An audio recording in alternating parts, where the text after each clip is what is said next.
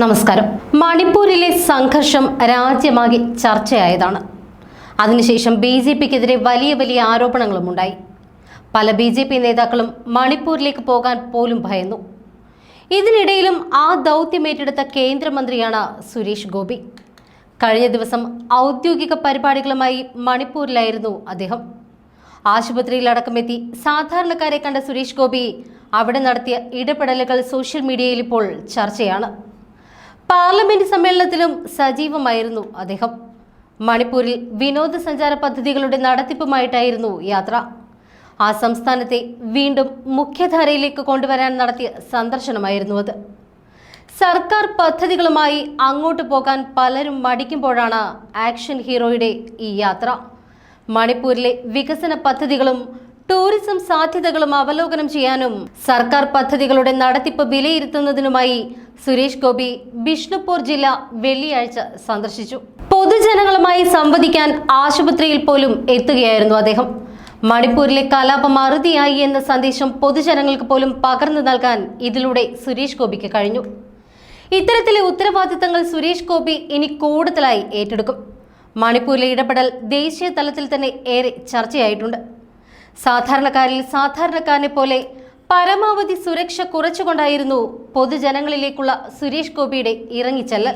കടുത്ത സുരക്ഷയ്ക്ക് നടുവിൽ അവിടെ ചെല്ലേണ്ട കാര്യമില്ല എന്നു കൂടിയുള്ള ഒരു സന്ദേശമാണ് ഇതിലൂടെ സുരേഷ് ഗോപി പകർന്നു നൽകിയത്.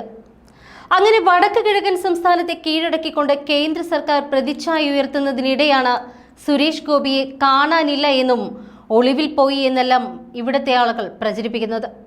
പാർലമെന്റിൽ പോകുന്ന മലയാളി MPമാർക്കും സുരേഷ് ഗോപിയെ കാണാം. എന്നിട്ടും സുരേഷ് ഗോപിയെ കാണാനില്ല എന്ന പരാതി യൂത്ത് കോൺഗ്രസ് നേതാവ് പോലീസിന് നൽകി. മന്ത്രി V ശിവൻകുട്ടിയും ഒളിവിൽ പോയതിനെ പരിഹസിച്ചു.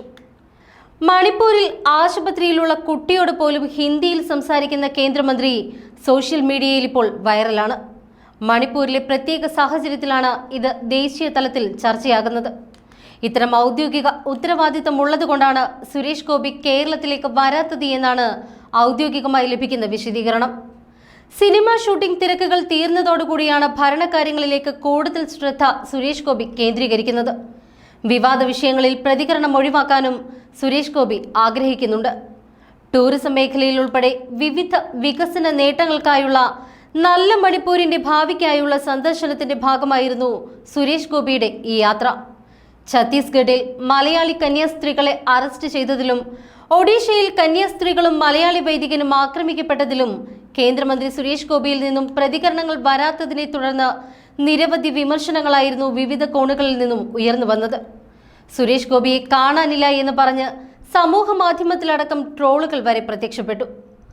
തൃശൂരിൽ ആർക്കോ വേണ്ടി കാണാനില്ല പരസ്യം വന്നു എന്ന് കേട്ടു എന്ന മന്ത്രി V ശിവൻകുട്ടിയും ഞങ്ങൾ തൃശൂരുകാർ തിരഞ്ഞെടുത്ത് ഡൽഹിയിലേക്ക് അയച്ച ഒരു നടനെ കാണാനില്ല, പോലീസിൽ അറിയിക്കണമോ എന്ന് ആശങ്ക എന്ന് ഓർത്തഡോക്സ് സഭ തൃശൂർ ഭദ്രസനാധിപൻ യൂഹനോൻ മാർ മിലിത്തിയോസ് മെത്രാപ്പൊലീത്തയും ഫേസ്ബുക്ക് പോസ്റ്റിലൂടെ പരിഹസിച്ചിരുന്നു.